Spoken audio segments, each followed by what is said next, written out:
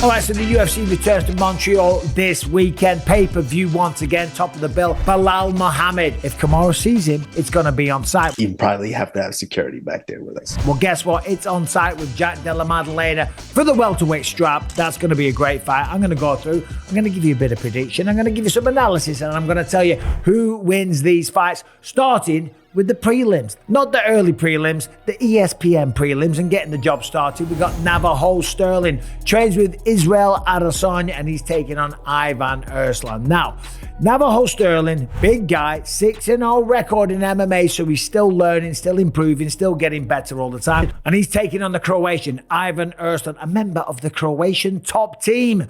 Mirko Cro Cop eats your heart out. He's a striker, but he takes his time. He's very patient. On the flip side, Navajo Sterling is the better striker. He's the bigger guy, and he's undefeated. He's full of confidence. He gets the job done. Navajo Sterling walks away the winner. Moving on, Modestas Bukauskas, repping the UK, taking on Iwan Cutelaba, the Hulk, a crazy man.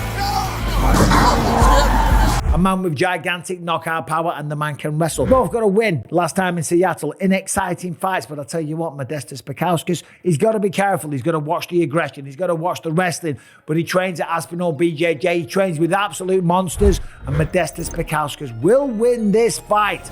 Moving on, former champion Jessica Andrade taking on Jasmine Jasudavicius. Now, Jasmine Jasudavicius is vicious when it comes to the wrestling. That's what she uses to win most of her fights. She's got a record of 3-3. She's on a 4-fight win streak. And on the flip side, Jessica Andrade, of course, a former champion, a very violent female when she fights inside the octagon. She lost to Natalia Silva last time out. She's also lost 4 out of her last 6. A kind of a falling from grace. She's not getting any younger. She's no spring chicken, and she's going to struggle with the stylistic matchup of the wrestling of Jasudavicius. She's going to win, probably via ground and pound. Moving on to the prelim headliner, we've got the Canadian Mike Malott. Mike Malott was on an absolute tear. He was undefeated. He was stopping everyone until he ran into Neil Magny, and he got stopped himself. Now, he did rebound against Trevin Giles. He does have well-rounded skills. He is a tremendous athlete, and he's going up against Chuck Buffalo, Charles Radtke. Charles Radtke lost to Carlos Pratis. It was a beautiful knee to the midsection, but he did rebound, and he stopped Matthew Semmelsberger in the first round. This is a close one. It's an exciting one. That's why it's the prelim headliner. But Mike Malott's great. He was on a 4-fight win streak in the UFC. If you count the Contender Series, he's very well-rounded, as I say. 4 knockouts, 6 submissions, and he beats Charles Radtke. Even though Charles Radtke's coming into this one fired up because the Canadians booed the American national anthem. When y'all boo the national anthem, somebody's going to have to pay for that. So I expect a great fight. But anyway, all right, we're headed back to Canada this weekend for UFC 315. Belal Muhammad takes on Jack Della Maddalena, defending the welterweight title. It's going to be an incredible matchup. And don't forget, you can get in on the action with my partners at DraftKings Sportsbook. They are offering all new customers $200 in bonus bets instantly after betting just $5. As I say, you just got to bet $5 to receive $200 in bonus bets instantly. That's when you download the DraftKings app and you use the code Bisping. You can then stay in on the action and use your $200 in bonus bets on same game parlays for a shot at an even bigger payout. Combine multiple bets together from the same fight. Love the thrill of live betting? DraftKings has got you covered. Bet live on in-progress fights right as they happen, making watching the fights that much more exciting. And if sports betting is not yet available in your state, then don't worry, you can still join in on all of the fun with DraftKings Pick 6, where you have the shot to win cash prizes. So what are you waiting for? Download the DraftKings Sportsbook app right now. New customers use the promo code Bisping, bet $5 on any wager and get $200 in bonus bets instantly. That is promo code Bisping only at DraftKings Sportsbook.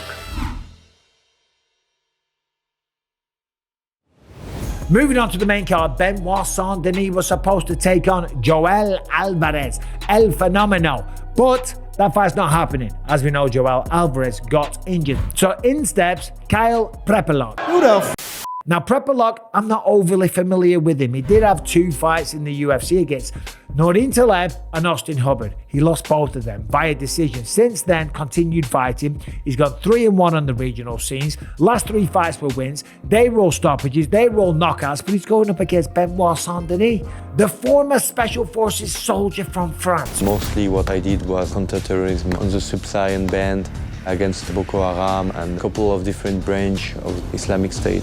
Yes, we know he's lost his last two, right? But the man's a monster. He got 10-7 against Renato Moicano, and then the fight was stopped in the second round because of a cut. But holy shit, Moicano put a beat down on him. Fight before that was Dustin Poirier, and he was beating the shit out of Poirier.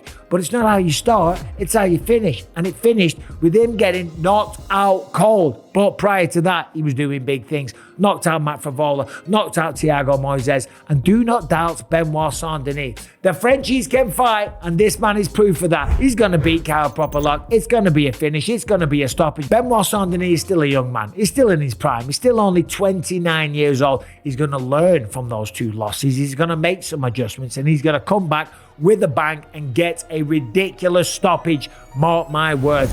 Now moving on, we have Alexa Grasso, the former champion, a lady that shared the octagon with Valentina Shevchenko for the last 3 fights. She won the first, she was a draw the second, and she lost the third, okay? She's good. She's really good. She embodies the Mexican fighting spirit. She's got boxing, and it's beautiful. She's got wrestling. She's got the experience, but she's taken on Natalia Silva. Natalia Silva, this girl moves around like lightning. She's got beautiful striking, excellent kicks, and she's a nasty one. Let me tell you, that spinning back kick knockout over Teresa Blader, that was beautiful. Overall, 18 wins, 5 knockouts. The wins have been 5 knockouts. There's been 7 submissions. She's going to dance all over the place. She's going to use those side kicks, the spinning back kicks. But this is Alexa Grasso we're talking about. A lady that beat Valentina Shevchenko. A lady that's got the championship experience, and she's just a higher caliber.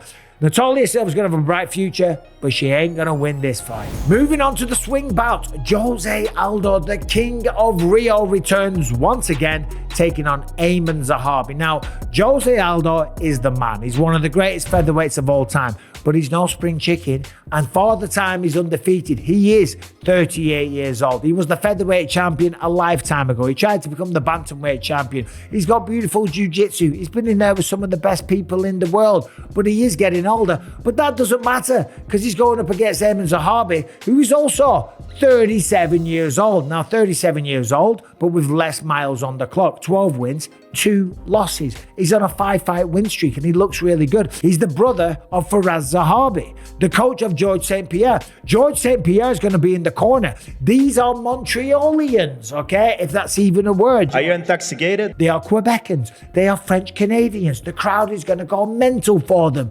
But this is Jose Aldo. Yes, you can push him up against the fence like Mario Batista did, but that's not how Aiemann Zahabi operates. He's got great jiu-jitsu, he's got good striking, but the king of Rio will prevail. Once again, he's going to Montreal to kick some ass, and that's what he will do. He'll be the winner by decision.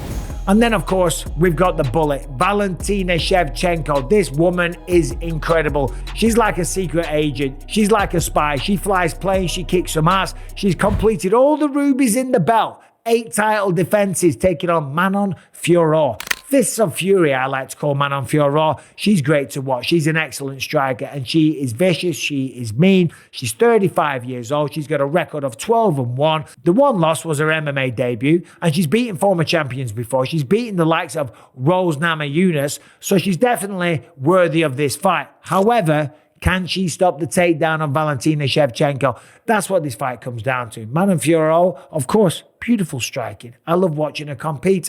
But I don't think Valentina Shevchenko is going to stand and operate on the feet. Yes, she started her career as a kickboxer. Yes, she has the skills to do that. But just ask Alexa Grasso. She will time a double leg takedown perfectly. She will sit her down. She will probably get a ground and pound finish, maybe a submission.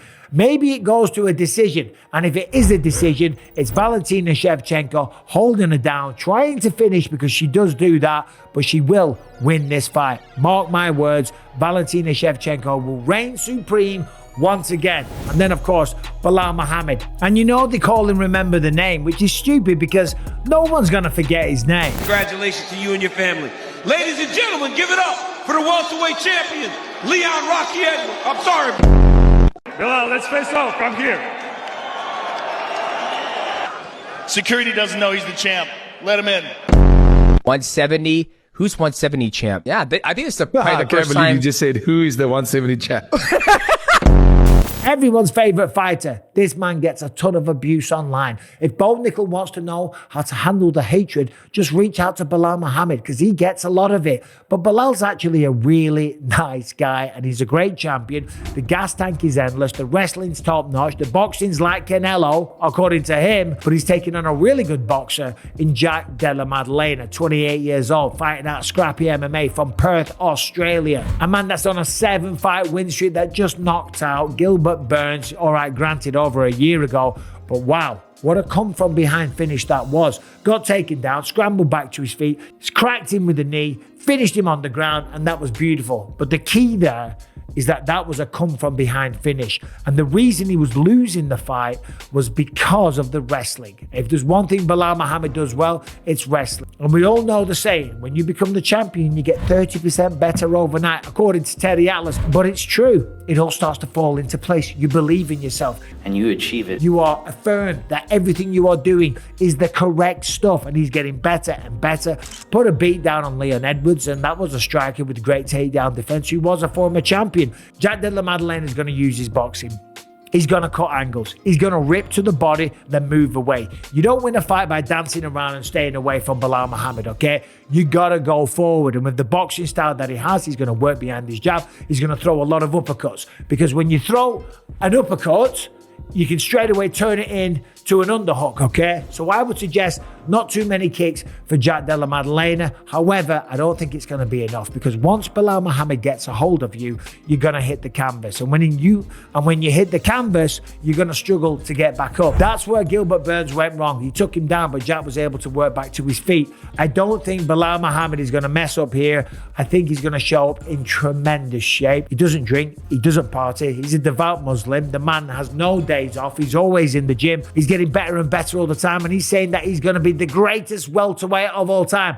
I don't know about that, but I do say that Belal Muhammad is victorious this weekend. So there it is. Those are my picks. Let me know what you think of them in the comment section. I think Belal Muhammad probably wins via decision because, well, most of his fights end by a decision. And I think that's why he gets so much shit.